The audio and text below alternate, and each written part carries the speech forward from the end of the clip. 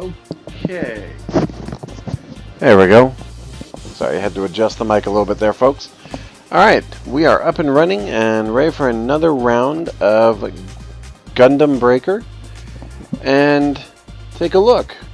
I've done a little bit of modification. I put the heavy beam cam back on because they've modified the body type, and using the options weapons wasn't working out in that case, so I sort of adjusted things a little bit. So we're going to go ahead and try another level here, this time a defense level. Now, as I've said before, defense levels are interesting, but I honestly don't like them quite as much as some others. Good thing about them is they're not like escort missions where you have to escort some imbecile through an area that's innately hostile. Instead, the hostility comes directly to you.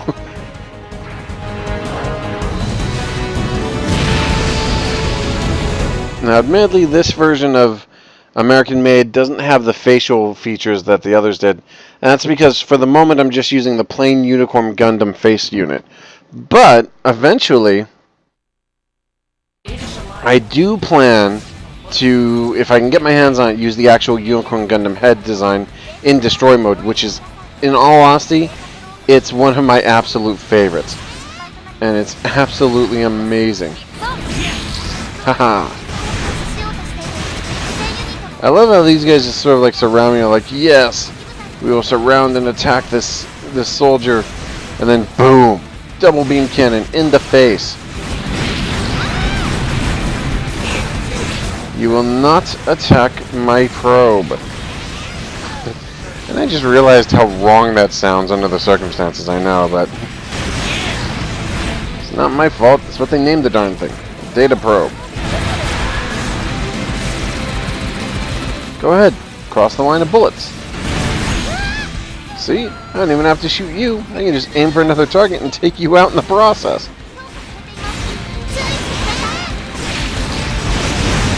Excellent. Alright, so that wipes out all of those dudes.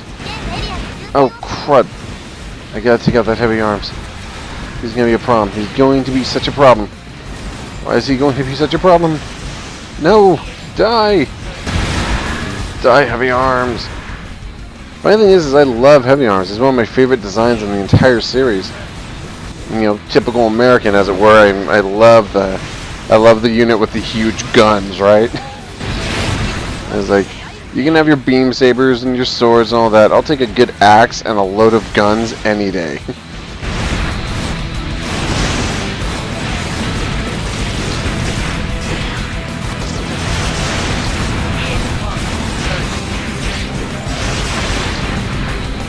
All of you, back off! I said, get back! I will kill you, I swear it! This is my hangout. Bullets in your back. Didn't need it to kill you, just needed it to distract you. That's all I needed.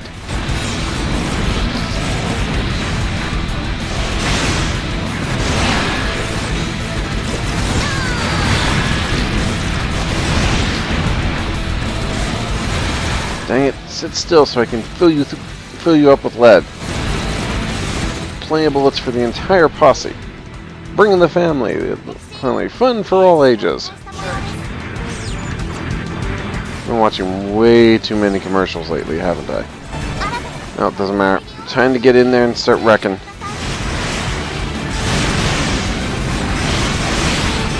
Yeah. At upper levels, those beam tonfas will do like thousands upon thousands of damage per hit. I've seen them like take the life of a full-scale boss to nearly nothing in 2 or 3 blows. So it is possible for them to, you know, pretty much upend a fight almost instantly. See? And now we have that taken care of. Ha!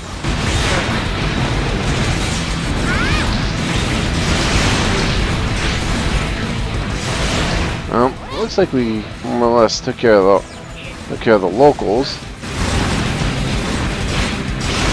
Let's get that local flavor, shall we? Ha! There we go. Alright. Double laser! Bonus points for multiple kills.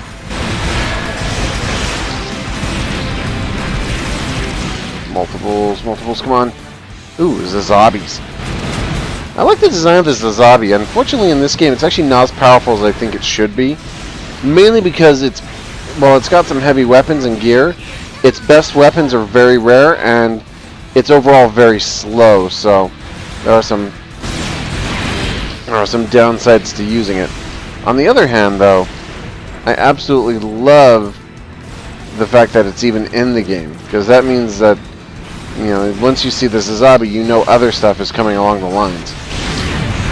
There were some units from the Gundam series that did not make the cut. For example, one of the classic Gundam units, the Gelgoog, does not show up in the game, and that's, well, I admit it's not as iconic.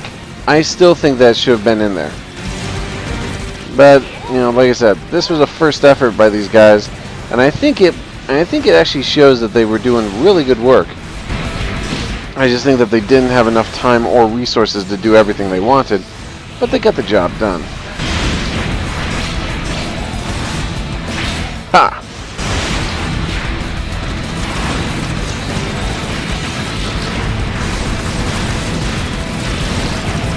No matches. And now while he's on the ground, you pummel him from behind.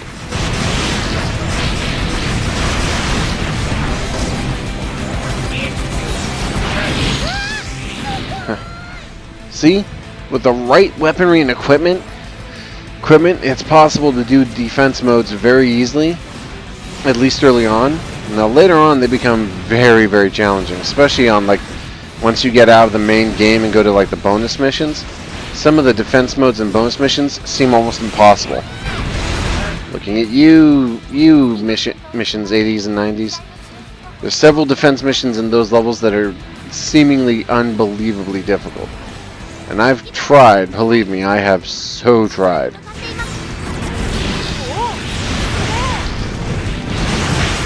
See?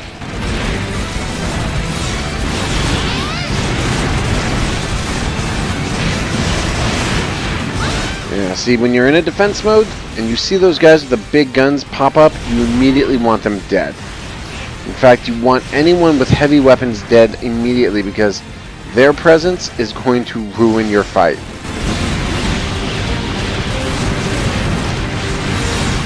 In fact, I tend to just concentrate on the jammers right away to stem their numbers, and then I'll pick off whoever survives. Oh, doggone, more you guys? Like, seriously, how many of you can there possibly be? Alright. That does all of that, and you die too. Oh, for crying out loud!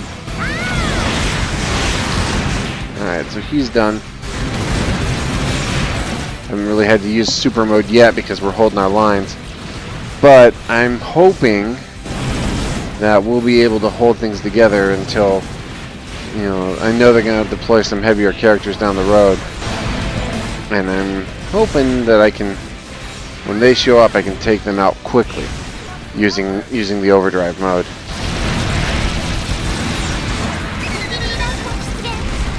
Sounds like we just got an ace deployed. Yeah, we did. An ace version of full frontal Sinanju, but an ace.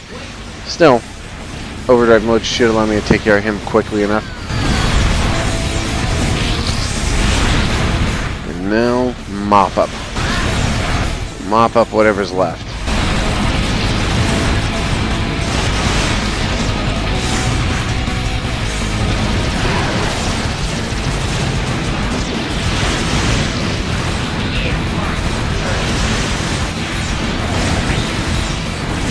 See, with that big beam can, no problems. Especially if you can get them to stack up like that. It's like, yep, thank you. Just march yourselves to your graves. Alright, so we're down to a minute and change here, but now they're deploying the aces. Including what appears to be an entire army of backup aces. Well, that's pleasant. Alright, so this is where the defense modes get difficult, because now you're fighting real competitors, well, real enemies that can do a lot of damage, and also fighting an entire army of backups. In multiplayer, I usually tell people that if you're going to fight this, have whoever's got the best gear go head on against the backups, and leave whoever's left to try and hold off the aces. You don't actually have to kill the aces. All you have to do is hold them out. If you can hold them off long enough, you will win.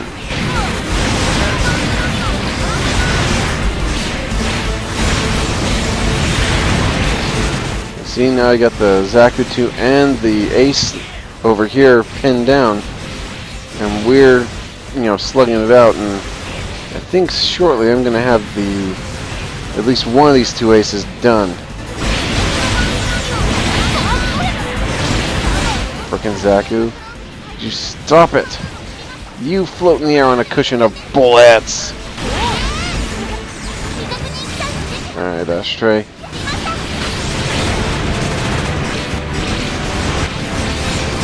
It's time for you to meet your end. It will not be dignified.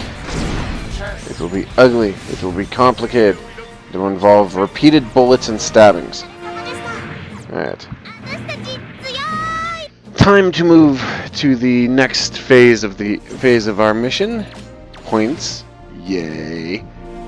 So that's the Zazabi, which should actually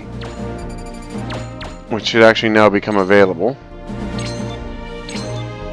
Wow, we got a pile of parts on this. Including some good high quality parts too. Long rifle, looks like a standard rifle. Alright, I think we'll hold off on that. Go collect our winnings and see what we can do with it.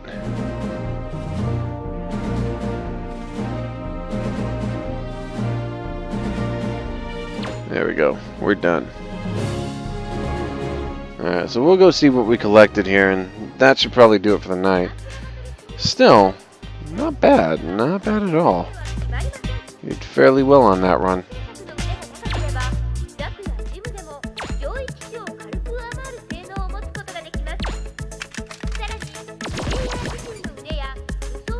Costly, powerful, requires a lot of juice, but it can do a lot of damage. I know that. That's the Zazabi's laser rifle.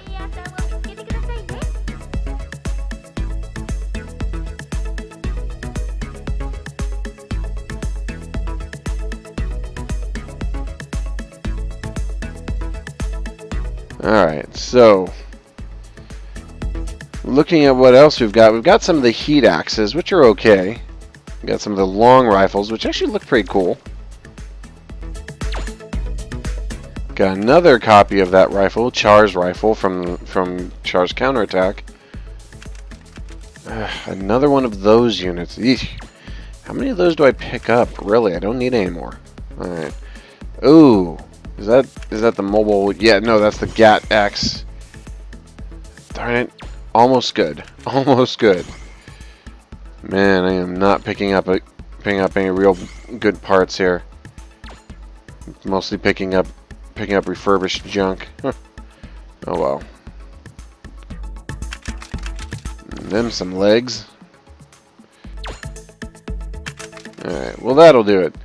Not really a whole lot here. Didn't get a lot of good parts, didn't get a lot of better equipment, but we still made some progress.